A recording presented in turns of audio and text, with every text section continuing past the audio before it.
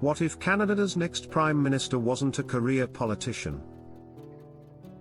What if it was a soft-spoken banker, someone who's already steered two of the world's most powerful economies, built a $130 trillion climate finance alliance, and is now being whispered about as Trudeau's potential successor?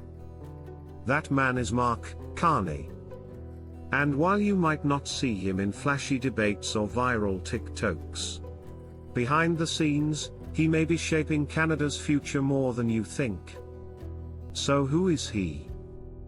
How did he rise from the Northwest Territories to the halls of global power? And could this banker really become the next leader of Canada? Let's find out. Mark Carney's story begins in Fort Smith, Northwest Territories, a remote place not exactly known for producing world leaders. Raised in Edmonton, Alberta, Carney grew up in a modest household.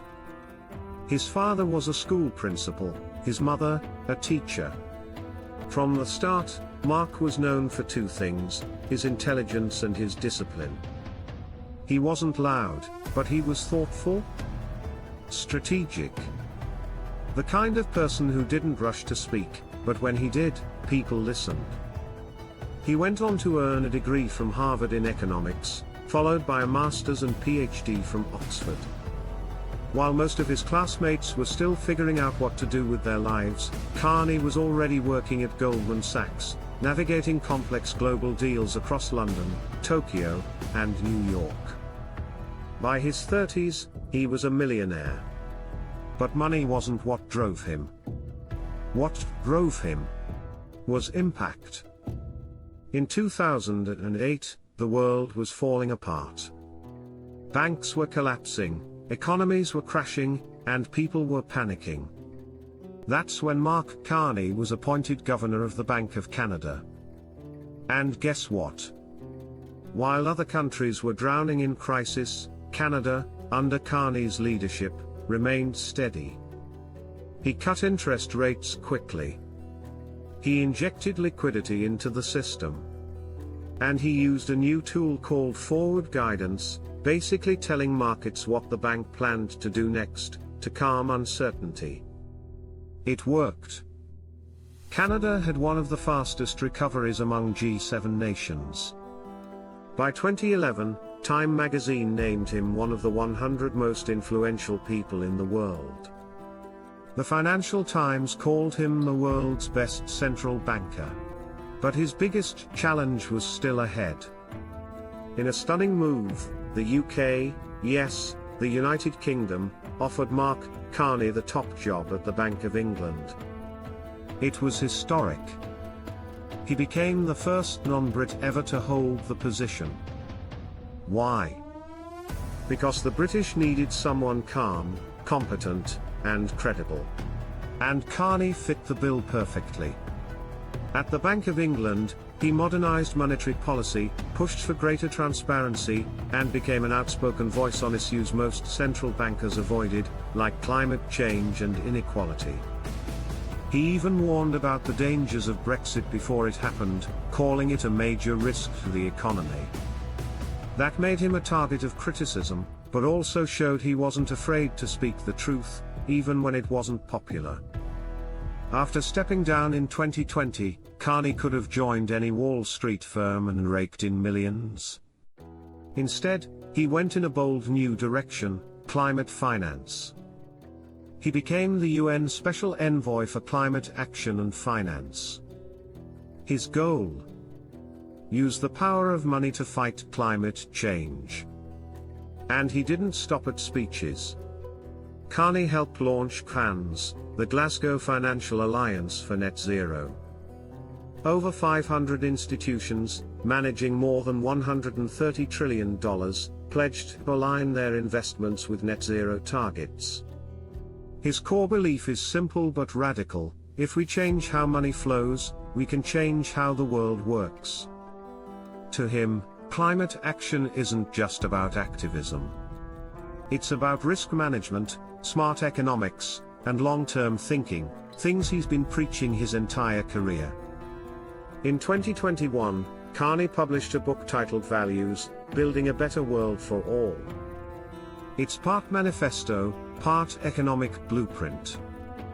In it, he argues that our economy has confused value with price. We've put dollar signs on things like nature, trust, and community, and we've lost sight of what really matters. He calls for a new kind of capitalism, one that values sustainability, resilience, and fairness. It's not light reading, but it gives a clear picture of how Carney sees the world. He's not your average economist. He's someone who wants to redesign the very system we all live in. Now here's where it gets political. Mark Carney is no stranger to the Liberal Party of Canada. He's spoken at their conventions. He's been seen alongside key cabinet members. He's even been floated as a potential finance minister. And if Justin Trudeau steps down, which many believe could happen before the next election, Carney's name is at the top of the list of successors. But here's the twist. He's never run for office. Could a banker with zero political campaign experience really become Prime Minister? Critics say he's too elitist, too intellectual, too far removed from the average Canadian. But supporters argue the opposite, that he's exactly what we need, a leader who's smart, stable, and globally respected. Someone who actually understands the economy, science, and international relations. In a time of political division, Carney could be a unifying force, a calm captain in a stormy sea. If Carney were to lead the country, here's what experts think we'd see: aggressive climate policy, but with a pro-business spin. Think clean growth, carbon pricing, green innovation. Serious economic planning, no gimmicks, no sugar highs. He's all about long-term thinking. Global credibility, Canada's influence on the world stage would rise. A strong, professional tone in politics, less drama, more data. But he'd also face big challenges, connecting with working-class voters, tackling the housing crisis, and facing criticism for being out of touch. Whether you love him or not, there's no denying, Mark Carney is unlike any other political figure Canada has seen in decades. Mark Carney has already shaped the world behind the scenes, in boardrooms, central banks, and global summits. Now, the question is, will he step out of the shadows and into the spotlight? Could Canada really be led by a banker-turned-climate crusader? Would you vote for Mark Carney as Prime Minister? Let me know in the comments.